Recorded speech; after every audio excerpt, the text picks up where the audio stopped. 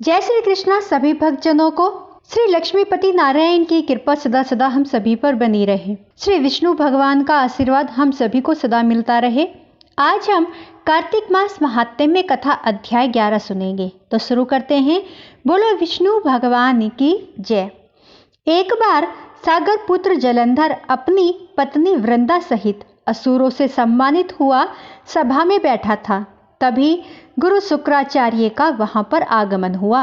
उनके तेज से सभी दिशाएं प्रकाशित हो गई।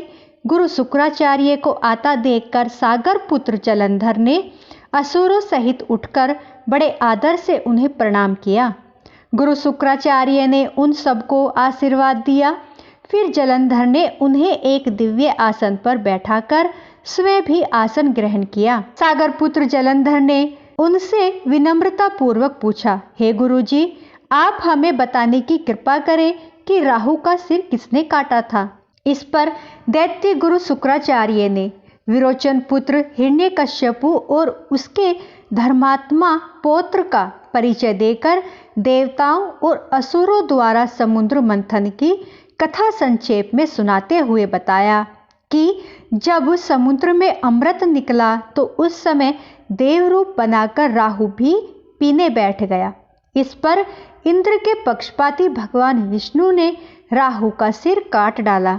अपने गुरु के मुख से इस प्रकार के वचन सुनकर जलंधर के क्रोध की सीमा न रही। उसके नेत्र लाल हो गए।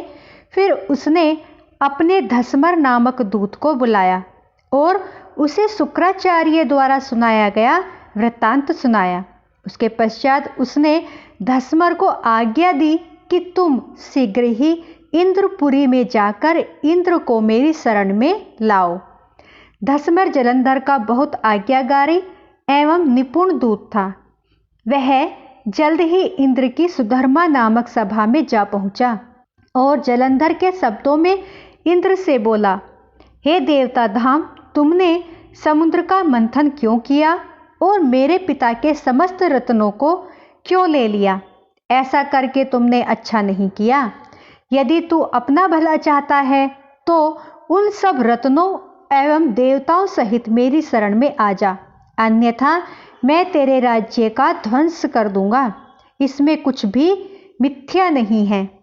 इंद्र बहुत विस्मित हुआ और कहने लगा, सागर ने सब पर्वतों को अपनी कुशी में क्यों स्थान दिया और उसने मेरे शत्रु दैत्यों की क्यों रक्षा की।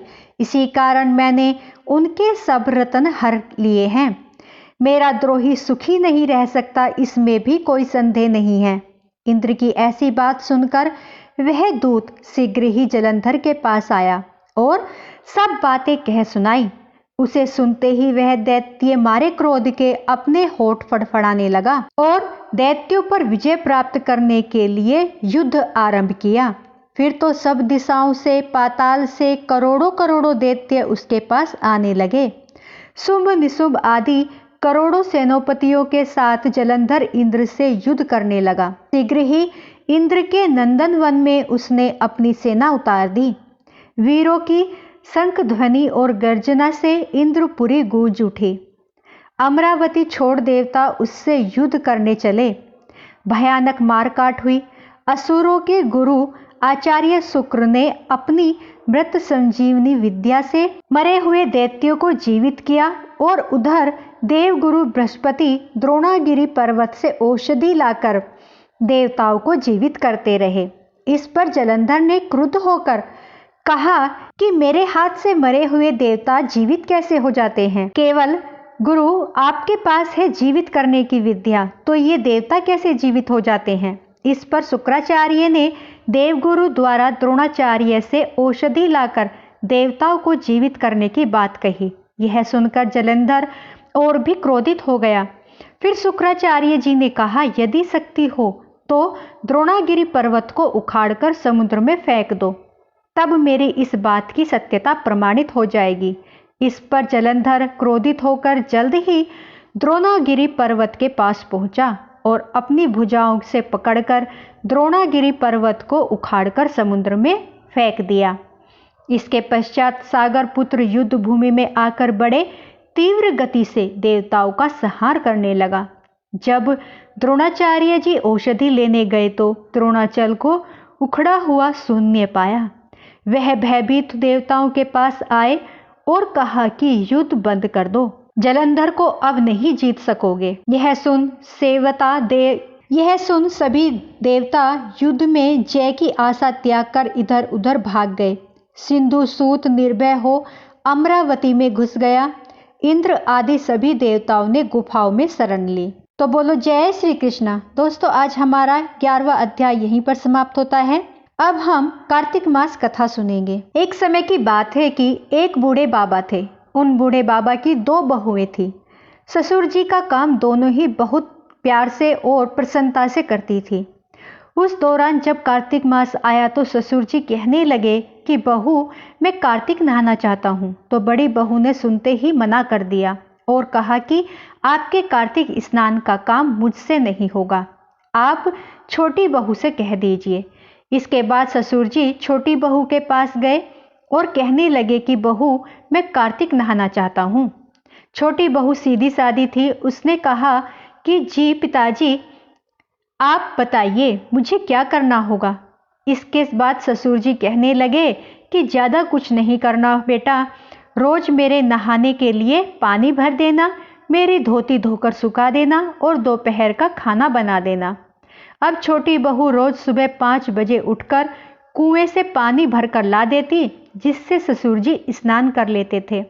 उनकी धोती धोकर सुखा देती और दोपहर में ससुर जी को गरम गरम रोटी बनाकर खिला देती। जब छोटी बहू ससुर जी की धोती सुखाती तो उसमें से गिरने वाली पानी की बूंदें वहां मोती के रूप में इकट्ठी हो जाती थी। पर छोटी बहू इतनी नादान थी कि वह समझ नहीं पाती और रोज सुबह झाड़ू लगाकर आंगन में एक तरफ मोती का ढेर लगा देती थी।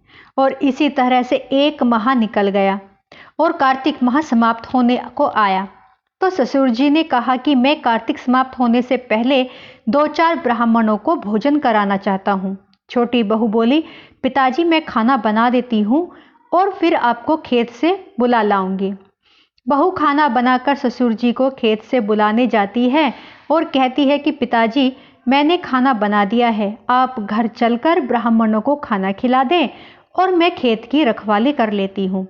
यह सुनकर ससुर घर चले जाते हैं और छोटी बहू सोचती है कि कार्तिक महीने में ब्राह्मणों को तो खाना खिला रहे हैं और खेत में से चिड़ियाओं को उड़ा रहे हैं। राम जी की चिड़िया, राम जी का खेत। और यह सोचकर वह चिड़ियों को दाना खाने देती है और चादर तान कर सो जाती है। जब चिड़िया दाना चुग रही होती हैं तो जो दाने जमीन पर गिरते हैं वह हीरे मोती बन जाते हैं। धीरे धीरे उनका पूरा खेत हीरे मोतियों से जगमगा ले जाता है। उसके पास में ही बड़े भाई का खेत था। वह भी देखता है कि छोटे भाई का खेत हीरे मोतियों से जगमगा रहा है। बड़े बेटे से रहा नहीं जाता। वह अपने पिताजी से पूछता है कि इसका क्या कारण है। पिताजी कहते हैं कि बेटा, हम पर तो कार्तिक महाराज की कृपा हुई है। बड़ा भाई जाकर अपनी पत्नी को सारी बात बताता है तो उसकी पत्नी के मन में लालच आ जाता है और वह मन ही मन सोचती है, ससुर जी ने तो पहले मुझसे ही कहा था, मैंने क्यों मना कर दिया। अब वह साल भर इंतजार करती है और जब कार्तिक महीना आने वाला होता है तो जाकर ससुर जी से कहती है कि पिताजी, आप इस बार कार्तिक स्नान नहीं करेंगे। ससुर जी ने कहा कि बेटा, इस बार मैं कार्तिक स्नान नहीं करना चाहता हूँ, मेरी उम्र हो गई है। ऐसा सुनकर बड़ी बहू चिढ़ जाती है और गुस्से में कहने लगती है कि आपने छोटी बहू को तो मालामाल कर दिया, अब मेरी बारी आई तो कहते हैं कि मेरी उम्र हो गई है। नहीं पिताजी, आपको कार्तिक स्नान ही करना होगा। ससुर जी थक हार कर हाँ कर देते हैं। बड़ी बहू हीरे मोती के लालच में ससुर जी का बहुत ख्याल रखती है। सवेरे कुएं से पानी लाकर उनके लिए भर देती है, उनकी धोती धोकर सुखा देती है। धोती सुखाते वक्त उसे निचोड़ती नहीं थी जिससे ज़्यादा पानी गिरे और ज़्यादा मोती इकट्ठे हों। लेकिन उस पानी से कोई हीरे मोती तो नहीं बने, जमीन में गड्ढे जरूर हो गए। इधर कार्तिक माह समाप्त होने को आया तो उसने ससुर जी से कहा कि पिताजी, एक ब्राह्मण को न्योता दे आती हूँ। और वह जल्दी से खाना बनाकर ससुर जी को बुलाने खेत पर चली गई और खुद खेत की रखवाली करने लगी। खेत में कोई भी चिड़िया दाना चुगने आती तो वह उसे भगाकर कहती कि कोई भी चिड़िया एक भी दाना मत खाओ, अभी यह सब मेरे हीरे मोती बनने वाले हैं। धीरे धीरे शाम हो गई और शाम तक उसके खेत में कोई भी हीरा मोती का ढेर नहीं बना, बल्कि उसके खेत की फसल की बालियों के दाने भी नहीं रहे। तो वह ससुर जी के पास लड़ने पहुंची। तब ससुर जी ने कहा कि बहू, तूने तो देखा देखी पैसे के लालच में मेरी सेवा करी, जबकि छोटी बहू ने तो निस्वार्थ भाव से मेरी सेवा की थी, इसलिए उसे कार्तिक महाराज की कृपा मिली। और तूने देखा देखी करी, लालच करा तो तेरी फसल भी खराब हो गई। हे कार्तिक महाराज, जैसे आपने छोटी बहू पर कृपा करी वैसा ही सब पर करना, और जैसी बड़ी बहू पर कृपा करी वैसी किसी पर ना करना। कथा अधूरी हो तो पूरी करना, पूरी हो तो मान करना। जय श्री कृष्णा। तो बोलो कार्तिक महाराज की जय, विष्णु भगवान की जय। दोस्तों, हमारी वीडियो आज यहीं पर समाप्त होती है। कल हम नई वीडियो के साथ फिर से मिलेंगे। मेरी वीडियो आपको अच्छी लगी हो तो प्लीज़ प्लीज़ दोस्तों लाइक, सब्सक्राइब, शेयर जरूर करें। जय श्री कृष्णा।